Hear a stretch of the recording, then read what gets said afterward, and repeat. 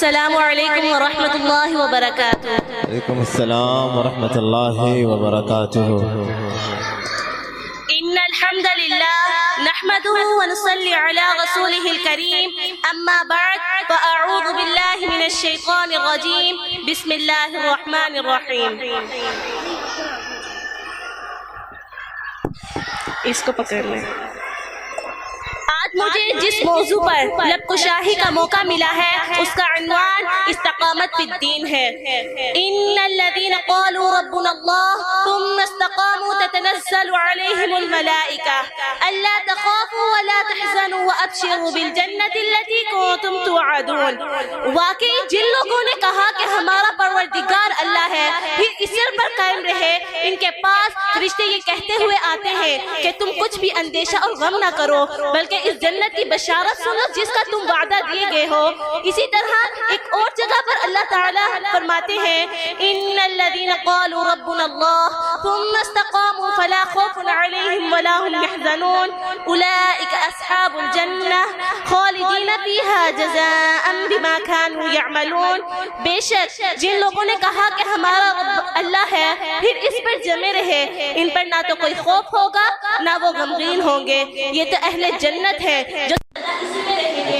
ان اعمال کے بدلے جو وہ کیا کرتے تھے، اللہ رب العزت کے ہاں ایسا شخص کامیاب و کامران اور سعادت مند نہیں جو جذباتی انداز میں کبھی دین کو اپنا لیتا ہے، کبھی دین کو خیر بات کہہ دیتا ہے، کبھی ایمان کی لہر دوڑی تو نماز پڑھ لی اور کبھی غلبہ نفاق ہوا تو نماز چھوڑ دی، نماز میں دین کی طرف مائل ہو گیا اور جو ہی رمضان گزرا تو دین کو نظر انداز کر دیا، کبھی جوش ایمان پیدا ہوا تو تہجد بھی شروع کر دی اور کبھی ایسے غلبہ شیطان ہوا کہ فرض نمازیں تک ترک کر دی، کبھی سر سے پاؤں تک چہرہ اور لباس و پیجامہ سب کچھ ایسا بنایا کہ چلتا پھرتا اسلام نظر آنے لگا اور کبھی مجسمہ یہودیت اور نصرانیت بن کر ظاہر ہو گیا۔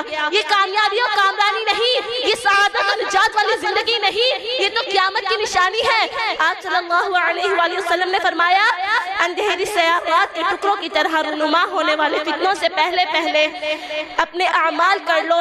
فتنوں میں لوگوں کا یہ حال ہوگا کہ صبح آدمی مومن ہوگا اور شام کو کافر ہوگا اور شام کو مومن ہوگا اور صبح کو کافر ہوگا۔ آج ہمارے معاشرے میں ایسے لوگوں کی اکثریت ہے جو کبھی دین کی طرف آگے بھی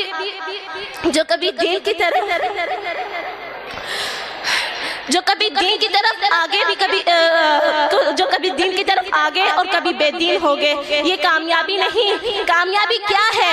کامیابی یہ ہے کہ انسان پوری زندگی دین کے مطابق بنائے اور مرتے دم تک دین پر قائم رہے، اسے استقامت فی الدین کہتے ہیں۔ اللہ تعالیٰ نے اسے حقیقی کامیابی قرار دیا اور قرآن مجید میں اس کی بڑی شان و عظمت بیان کی۔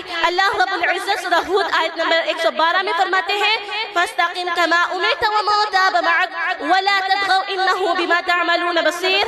بس آپ جمے رہیے جیسا کہ آپ کو حکم دیا گیا ہے، اور وہ لوگ جو کبھی آپ کے ساتھ توبہ کر چکے ہیں، اور خبردار تم حد سے نہ بڑھنا، اللہ تمہارے اعمال کا دیکھنے والا ہے۔ اور صحیح مسلم میں ہے حضرت سفیان بن عبداللہ ثقفی رضی اللہ تعالی عنہ کہتے ہیں میں نے عرض کیا اے اللہ کے رسول صلی اللہ علیہ وآلہ وسلم مجھے اسلام کے بارے میں ایسی جامع بات بتائیں کہ آپ کے بعد مجھے کسی سے استفسار کی ضرورت باقی نہ رہے۔ اور ایک روایت میں ہے کہ آپ کے سوا آپ نے فرمایا تو اقرار کر کہ میں اللہ پر ایمان لایا، پھر اس پر استقامت اختیار کر۔ دینداری، تقوی، پرہیزگاری اور حقیقی مسلمانی یہی ہے کہ انسان پورے دین کو اپنائے اور ہمیشہ کے لیے اپنائے۔ اس کا عقیدہ، عمل، فکر و عقل، شکل و صورت، وضع و قطع، خلوت و جلوت، اخلاق و سیرت، خوش و غمی، تجارت و صنعت، سب کچھ قرآن و سنت کے مطابق ہو اور ہمیشہ مطابق رہے۔ یہ استقامت ہے۔ جتنی مرضی طوفان آئے، آندیاں چلے، فتنے کھڑے ہو، سازشیں زوروں پر ہو اور دین پر قائم رہے۔ رسول اللہ صلی اللہ علیہ وآلہ وسلم تو نقلی عبادات و حسنات میں بھی استقامت کی ترغیب دی۔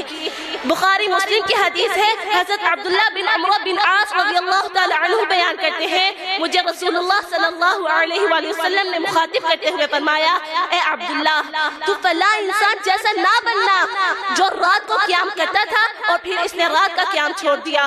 اور متفق علیہ حدیث ہے حضرت عائشہ رضی اللہ تعالی عنہ کہتی ہے رسول صلی اللہ علیہ وآلہ وسلم نے فرمایا اللہ کے ہاں زیادہ محبوب عمل وہ ہے جس پر ہمیشگی اختیار کی جائے اگرچہ وہ تھوڑا کیوں نہ ہو۔ اللہ تعالیٰ سے دعا ہے کہ مجھے اور آپ کو ہم سب کو استقامت فی الدین پر قائم رہنے کی توفیق عطا فرمائے۔ وآخر دعوانا ان الحمدللہ رب العالمین۔ السلام علیکم ورحمۃ اللہ وبرکاتہ۔